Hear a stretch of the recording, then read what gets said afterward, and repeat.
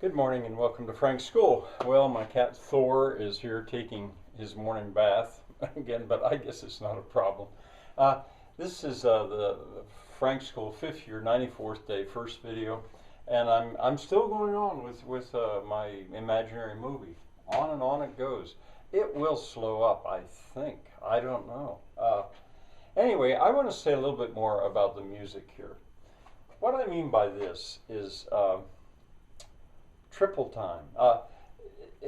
It's my impression that over about the last 100 years, popular music has tended to be based on 4 or 2 double time. And before, there's so rarely that you'll hear something in triple time. In 3/4 say, the Piano Man.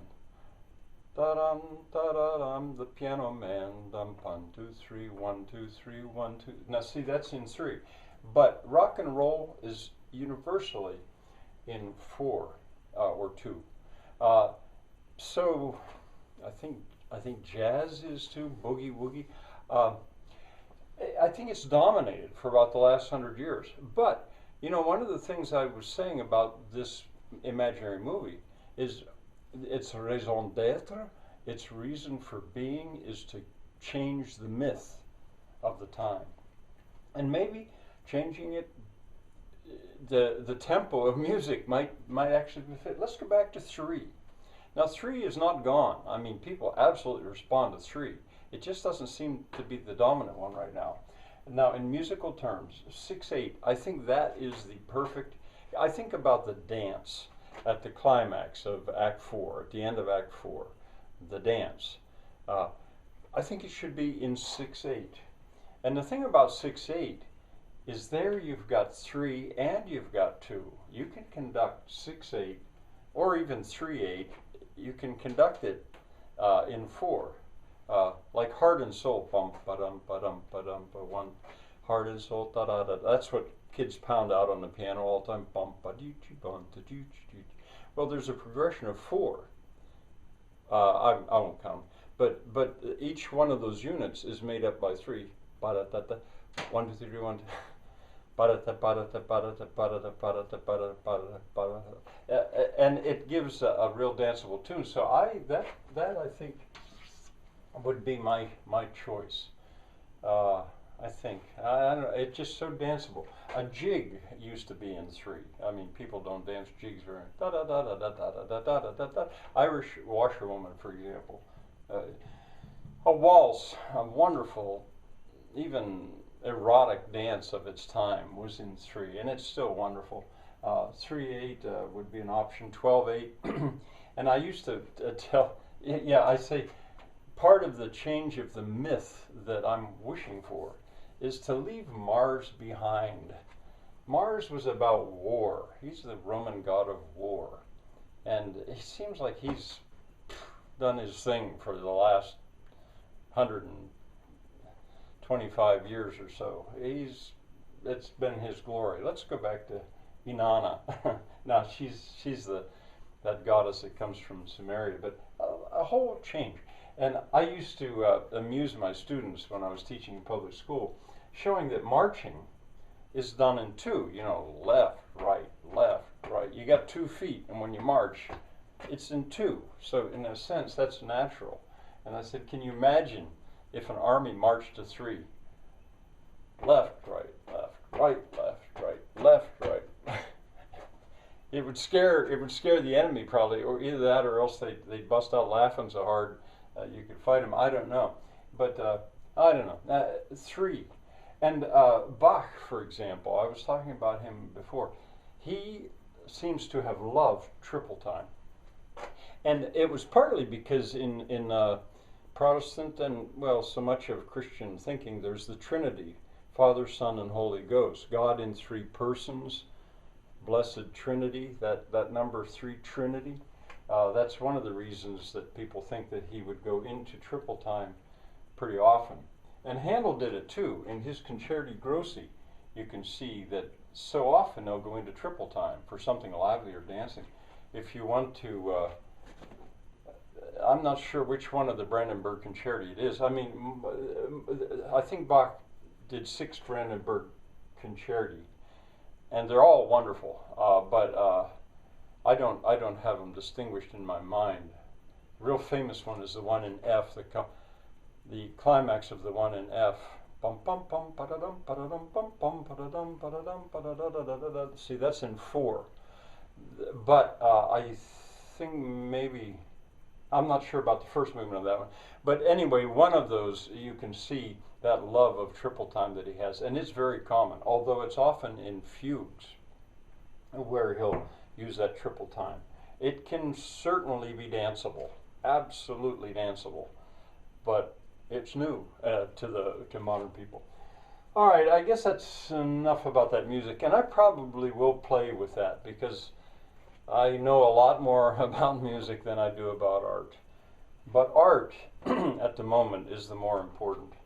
I want to say something about my words. In 26 videos, I have used so many words to talk about a movie that is wordless.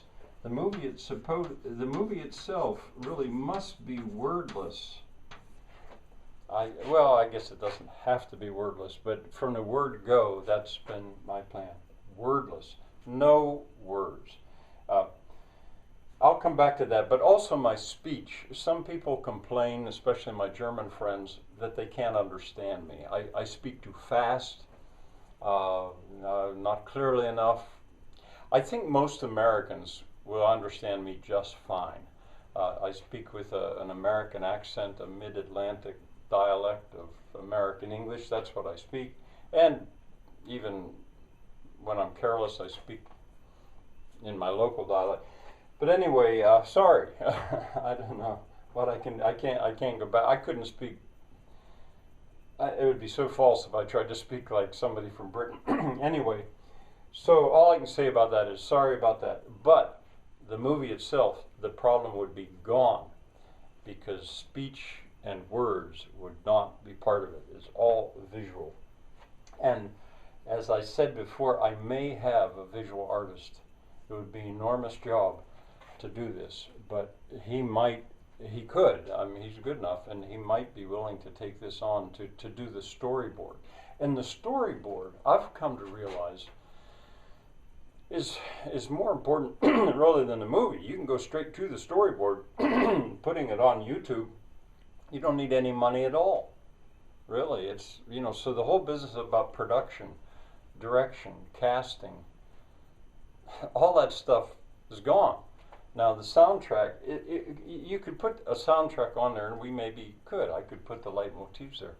But all of that gets short-circuited, and you could go straight to an audience. That's kind of a new thought for me here. Maybe it should be a new channel, a new YouTube channel. Mine has got a burden of about approaching 2,000 videos. Maybe a new channel, The Making of Resurrection. Or you could even do the sequel at the same time, or the spoof at the same time. And then I wrote down pagination. So how do you go about doing this? Let me erase this, see if I can remember. I used to amuse my students because as they'd set up their notes, they'd be so puzzled at my numbering systems, like number 1.1, that would be first scene, first shot, I'll call it, okay? And then if you chose to, you're not ready to do the sum in there, you're going to go to, that would be the first act, first scene, okay? And you can even see first shot. All right, let's say you jump to when Bryn shows up. Well, that's the first act, second scene, first view of Bryn. Now you're not done with that stuff, so let's go on to when Festus shows up. Well, that would be still the first act, third scene, first video of Festus. Now let's go back to this one. Let's say you not only film Marion's hands, but then you zoom back and you film his eyes. Well, that could be the first act. That would be the second. I'll get myself all confused. That would be the first act, first scene, second video. Uh, I'm going to get confused. And let's say you say, wait a minute, I want to stick one in here. Well, you can even do that, I think. I think that would be that one. I mean, believe me, that I'll get myself all confused here too. And what would come after that one?